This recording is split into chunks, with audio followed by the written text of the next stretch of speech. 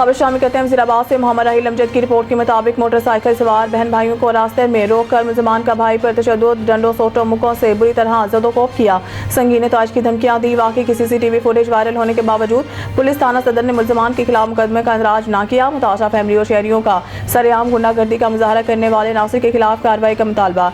थाना सदर के इलाके में इन दिनों लाकानूनियत के खुलेआम मुजाहरों से इलाका के लोग शदीद खौफजदा दिखाई देते हैं। मोहल्ला इलाहाबाद नज़द गली मतनी मस्जिद वाली के रहायशी इरफान वालिद अतीकुर रहमान को मुलजमान ने सरे राह रोक कर वहशियाना तशद्दुद का निशाना बनाया और जख्मी कर दिया।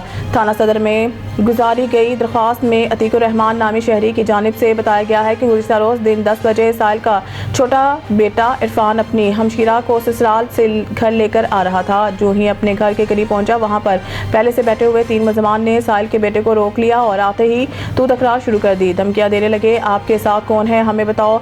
मेरे बेटे ने कहा कि मेरी हमशीरा है, आप इज्जत से पेश आए। लेकिन मुलजमान लड़ाई झगड़े पर उतर आए और उन्होंने साहिल की बेटी को मोटरसाइकिल से नीचे उतर जाने को कहा। जब मेरे बेटे ने इनको ऐसा करने से रोका तो तैश में आके सबने साहिल के बेटे को तशद्दुद का निशाना बनाया। शोर की आवाज़ से साहिल खुद और साहिल के बेटे रेहान ने घर से बाहर आकर देखा कि मुलजमान मेरे बेटे को मार पीट रहे हैं। तशद्दुद करने वाले मुलजिम ने हमें धमकी दी है कि अगर आपने आगे आने की कोशिश की तो इसी छुरी से आपका गला काट दूंगा।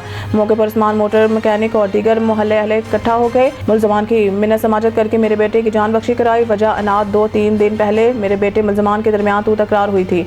इसका मुलजमान को रंज था। तशद्दुद की फुटेज वायरल होने के बावजूद भी पुलिस ने मुकदमा दर्ज न किया। मुताज़ा खानदान ने आला पुलिस काम से दादरसी का मुतालबा किया है।